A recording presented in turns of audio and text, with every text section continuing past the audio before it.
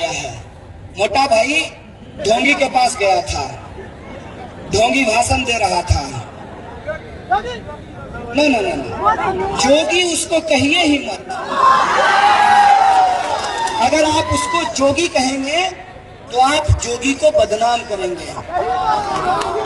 हर पीला चीज सोना नहीं होता है और हर भगवा पहना हुआ इंसान संत नहीं होता है। हमको ये समझना पड़ेगा कि ये कौन सी नीति है जिसके तहत देश की सरकार सरकारी कंपनियों को बेच रही है। ऐसा होता है क्या?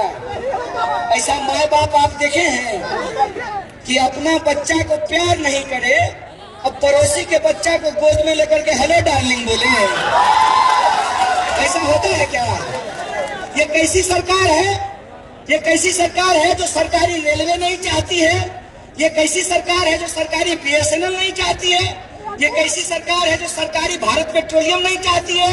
ये कैसी सरकार है जो सरकारी स्कूल नहीं चाहती है, सरकारी अस्पताल नहीं चाहती है, सरकारी रोड नहीं चाहती है? तो सरकारी स्कूल नहीं होगा, सरकारी रोड नहीं होगा, सरकारी अस्पताल नहीं होगा तो सरकारी प्रधानमंत्री लेकर घंटा बजाएंगे। क्या होगा इसको हमको बताइए। ये बहुत बड़ी साजिश रची गई है और साजिश ये है कि इस देश के जो आम लोग हैं उनको धर्म के झगड़े में उलझा दिया गया है। हमारे देश के जवान जब धर्म के झगड़े में उलझे हुए हैं, ठीक उसी वक्त ये जो मोटा भाई है देश का गृह मंत्री, ये अपने बेटे को बीसीसीआई का सेक्रेटरी बना दिया है।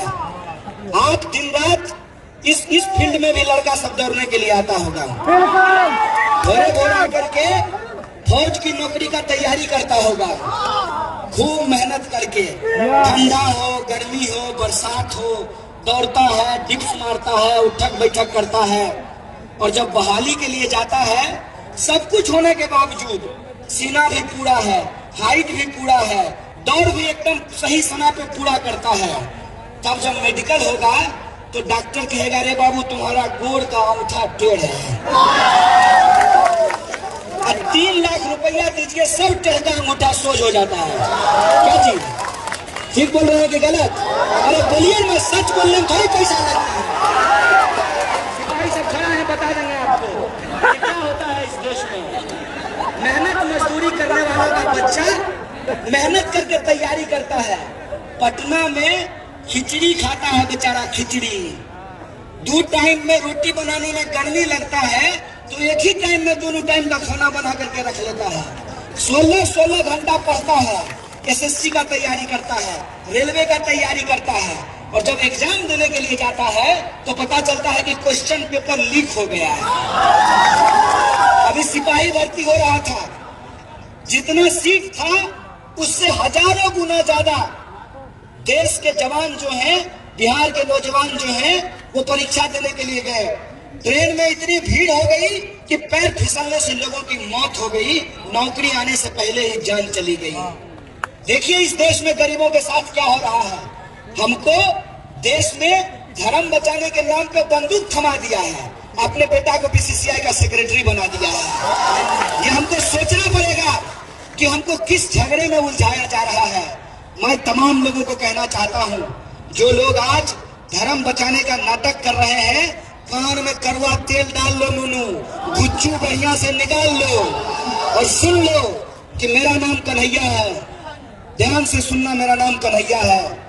हम जानते हैं हिंदू धर्म के बारे में, हमको पता है कि तुम आज पैदा हुए हो, तुम्हारी पार्टी आज पैदा हुआ है, मोदी आज कर रहे हो। तुम्हारी सरकार बनने से पहले भी हिंदू धर्म था और तुम्हारी सरकार जाने के बाद भी हिंदू धर्म रहेगा। सरकार से धर्म नहीं चलता है, सरकार से धर्म नहीं बचता है। धर्म बचता है धर्म को मानने वाले लोगों के आस्था और विश्वास से। धर्म बचता है उस धर्म को मानने वाले लोगों के ईमान से। अगर आपका ईमान आपकी जगह पे है तो आप सरकार से सवाल पूछिए। अगर आप इस देश से प्यार करते हैं, अगर आप कहते हैं कि आपको हिंदू होने पे गर्व है, तो मैं एक प्रश्न पूछता हूं आपको। हिंदू धर्म की फिलॉसफी में दर्शन में ये बताया गया है कि हर मनुष्य में ईश्वर का वास होता है। हर मनुष्य में ईश्वर का वास होता है कि नहीं होता है? तो टीका लगाने वाले में भी ईश्वर है और टोपी पहनने वाले में भी ईश्वर है ना। फिर धर्म के नाम पे दंगा क्यों होता है? क्यों धर्म के नाम पे दंगा होता है? जब हम कहते हैं कि हमारा भगवान को मानने का तरीका अलग अलग हो सकता है, कोई सजदे में सिर झुकाता है, कोई ईश्वर के सामने आरती दिखाता है, तरीका अलग अलग हो सकता है।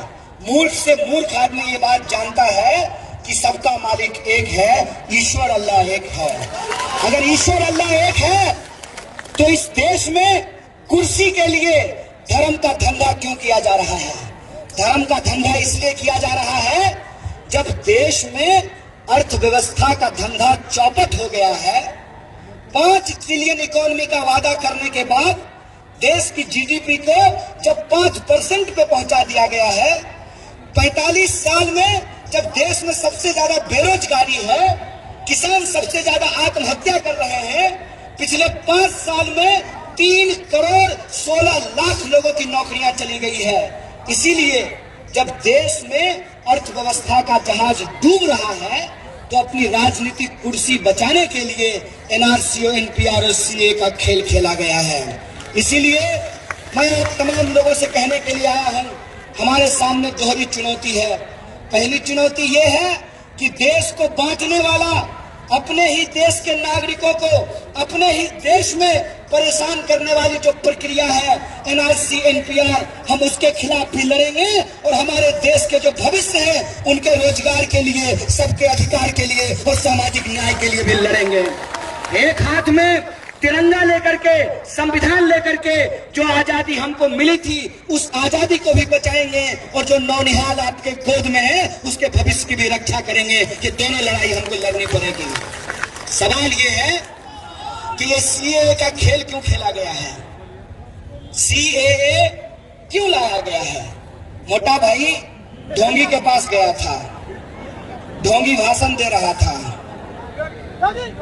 ना ना ना ना, जोगी उसको कहिए ही मत। अगर आप उसको जोगी कहेंगे तो आप जोगी को बदनाम करेंगे। हर पीला चीज सोना नहीं होता है और हर भगवा पहना हुआ इंसान संत नहीं होता है।